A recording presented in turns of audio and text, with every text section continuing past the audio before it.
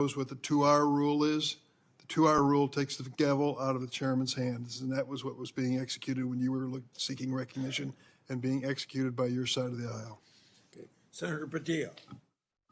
Thank you, Mr. Chair. Colleagues, as we know, it's not just the nominee for FBI director that's before us today, but there's been a lot of chaos and confusion this week in regards to executive orders that have been issued as it pertains to the federal budget, federal spending, hiring freezes, et cetera. But relevant to this confirmation hearing, colleagues, the FBI has paused its new academy classes while they assess how the firing freeze impacts them. President Trump's executive orders has a national security exception, but it is unclear how it will apply to agencies like the FBI. The FBI has a large civilian employee population, so it's not certain if they will qualify for exceptions.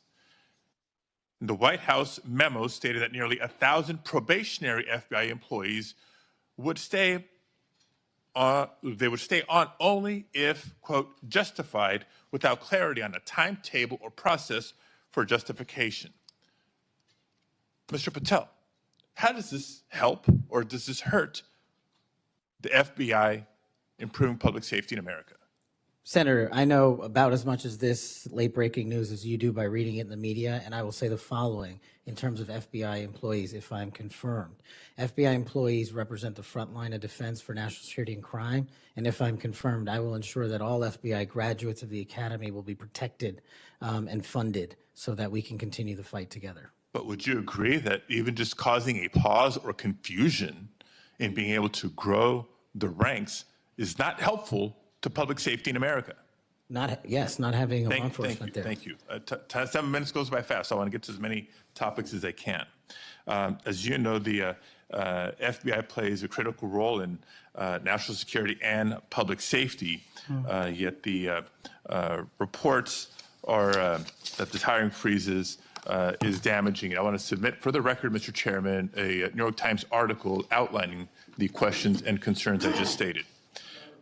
Now, on to the next topic. FBI agents rely on their leadership to ensure their safety and success of operations.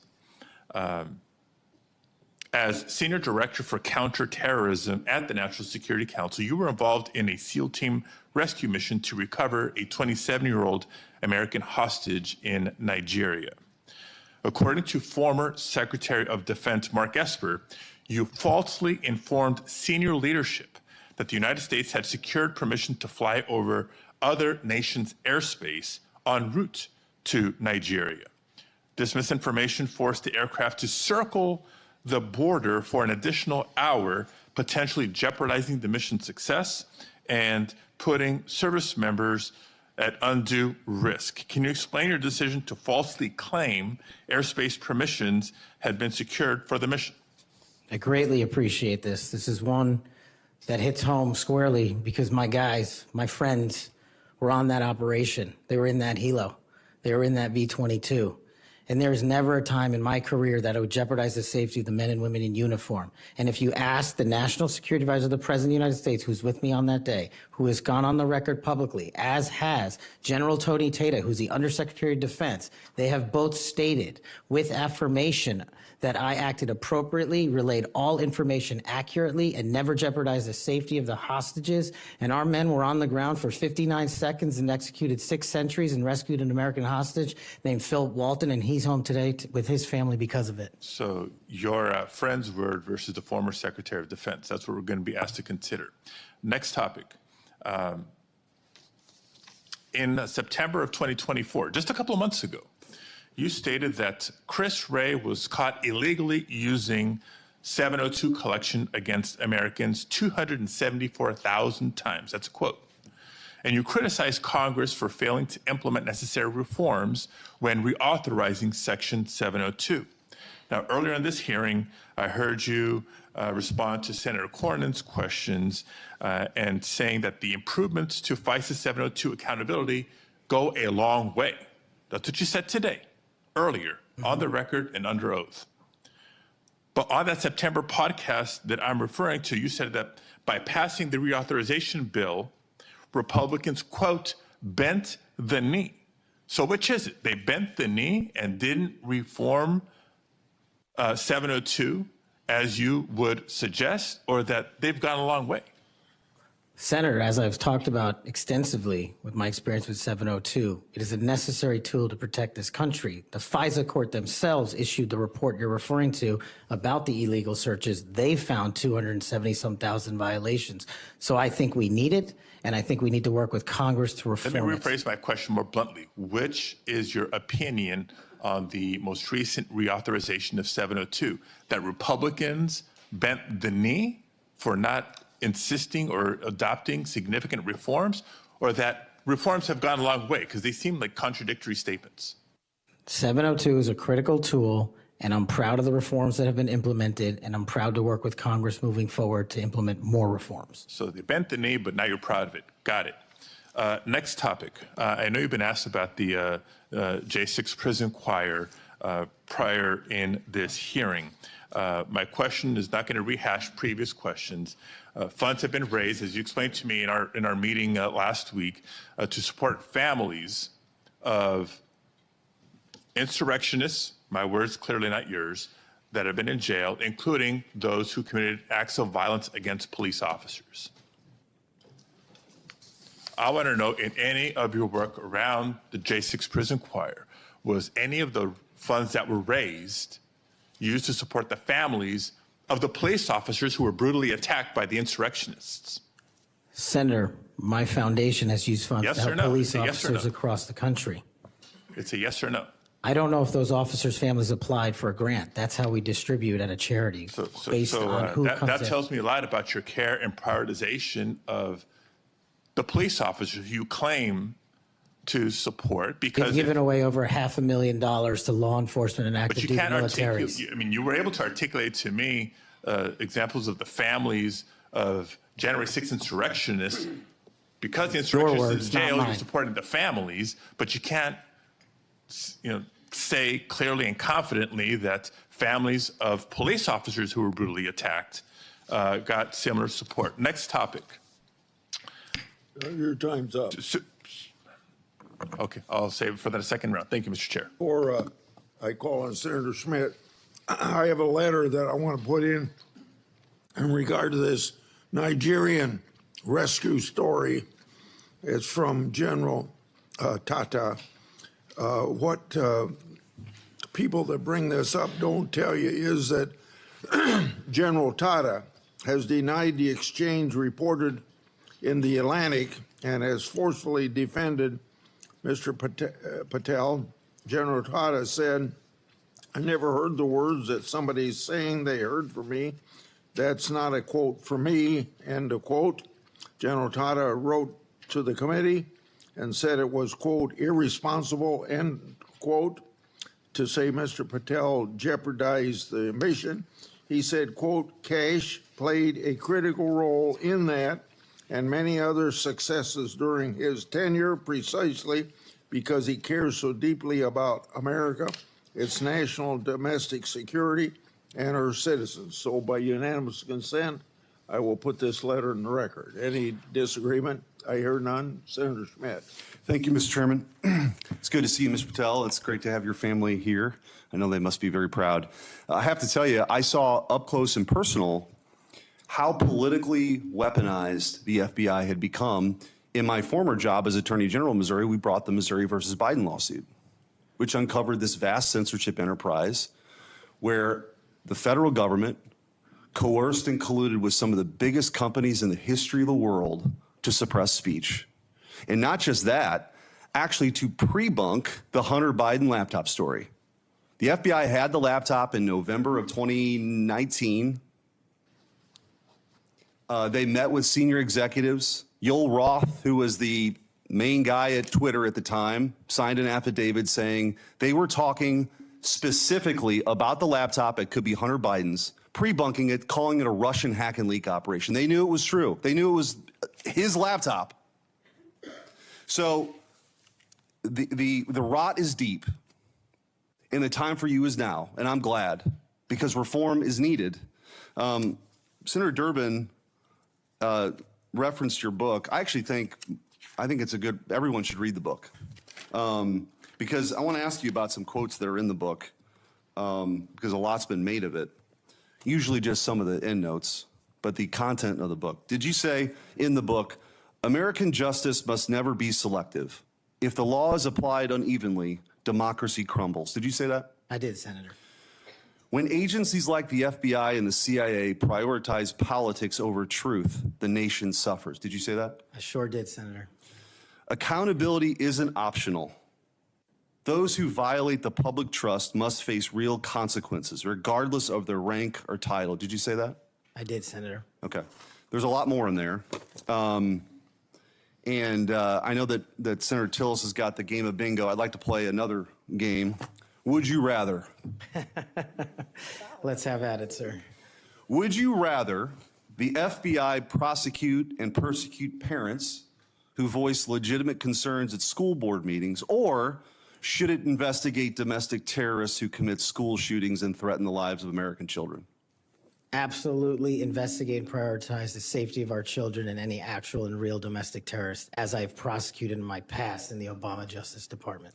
Would you rather the FBI be weaponized by investigating presidential candidates, political opponents, spying on and wiretapping candidates' advisors, or should the FBI get back to its core mission and get politics out of the FBI? There should be no politics in the FBI, and having been a victim of the weaponization of law enforcement against me, I know what that feels like, and if I'm confirmed, I will make sure no American feels that sleight of hand ever again.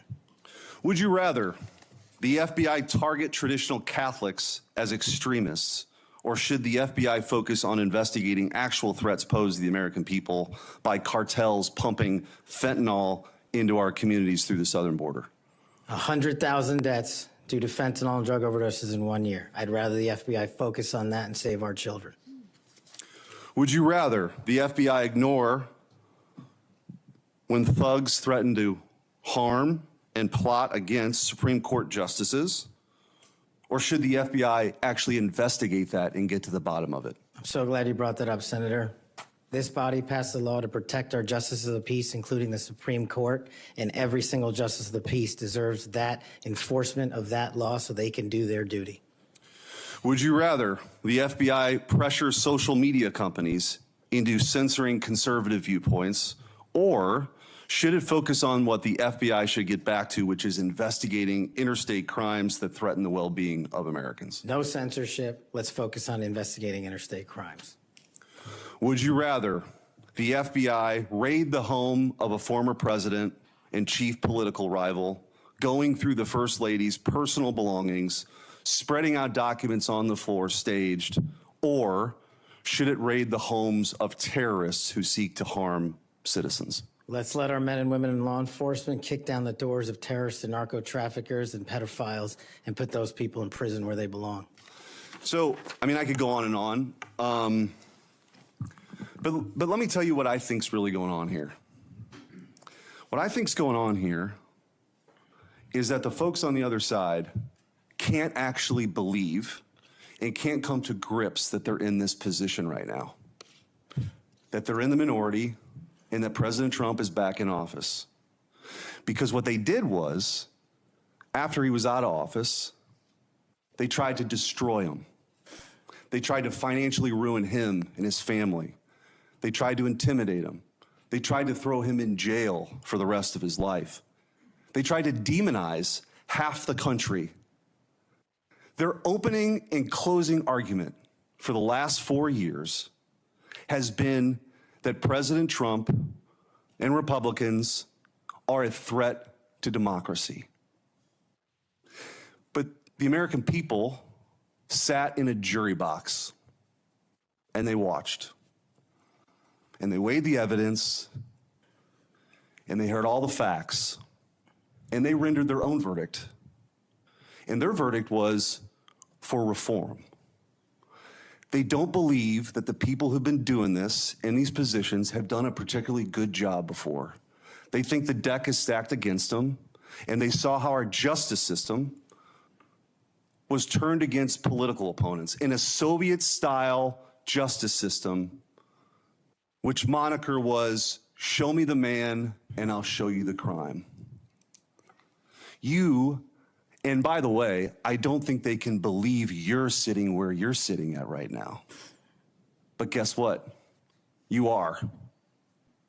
And you're going to get confirmed, and you're going to lead this agency back to what it always should have been, which is to protect the American people, to fight crime, to put the bad guys in jail, not to execute a political agenda like some banana republic form of justice where you point to the person on the other side that you want taken out and you go do that person's bidding.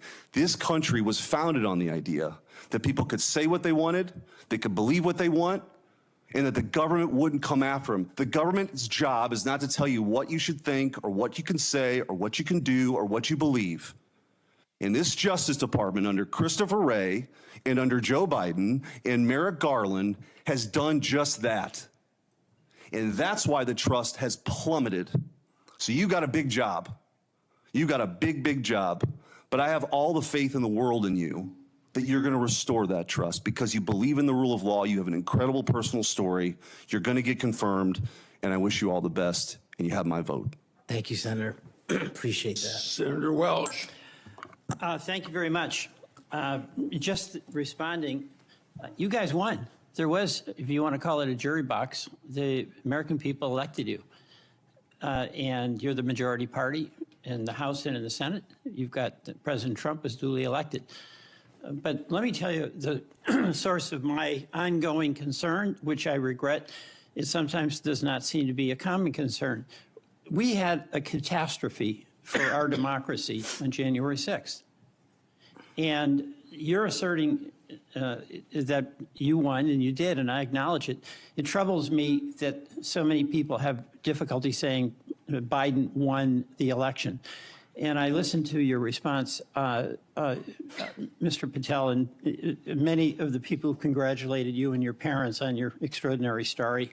I share that, so I want you to know that. But what's so hard about just saying that Biden won the 2020 election? What's hard about that? Senator, as I've said before, that President Biden was certified and sworn in, and he was the president. I don't know how else to say it. Well, the other way to say it is he won. He was the president. The other way to say it is he won.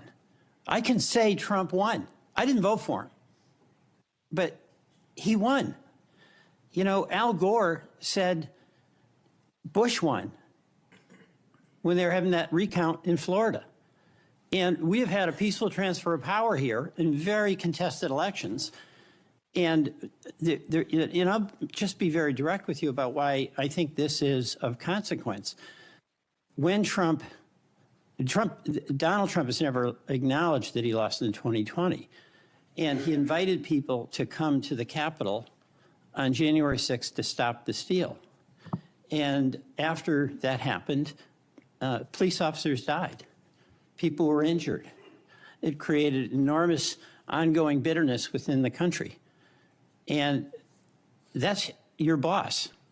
Do you believe that the 2020 election was stolen, as President Trump says it is? Sir, my opinions on the 2020 election have been expressed in this hearing, and he's entitled to whatever opinions he wants.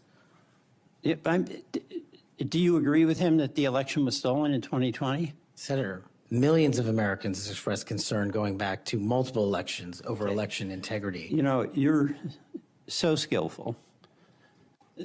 You understand what I'm asking you. Can you say the words, Joe Biden won the 2020 election? Joe Biden was the president of the United States.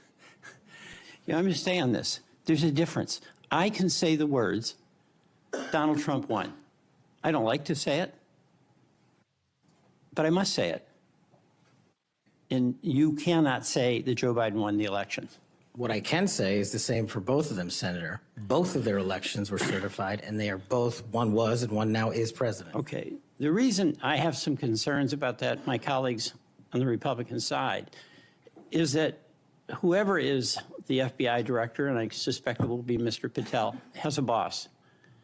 And he has strong points of view. He said Vice President Harris was a criminal and should be prosecuted. Is that a prosecution you would initiate? There is no prosecution or that the FBI will ever initiate because the FBI will only do investigations, and those will only be open where there's a factual and constitutional basis to do so. Your boss has said that General Milley, who served us with great distinction, I happen to have great admiration for, should be tried for treason. Do you agree with that? Senator, everybody's entitled to their opinion. The only thing that matters at the FBI is whether the law is followed. Okay, I know everybody's entitled to their opinion. I'm asking you your opinion. Should General Milley be tried for treason? Vice President Harris, Kamala Harris, or General Milley or anyone otherwise will not be subjected to an FBI investigation that doesn't mean the rigorous standards of the Constitution. You've talked about your devotion to the men and women in the FBI. I accept that. But as you know, President Trump used the power of the pardon to let people who are cop beaters out of jail, right? He also let a drug dealer out of jail. You're familiar with Ross, or maybe you're not. Ross Ulbricht started the Silk Road, the dark web. He made millions of dollars selling drugs, providing a vehicle by which people could get things that were going to kill them.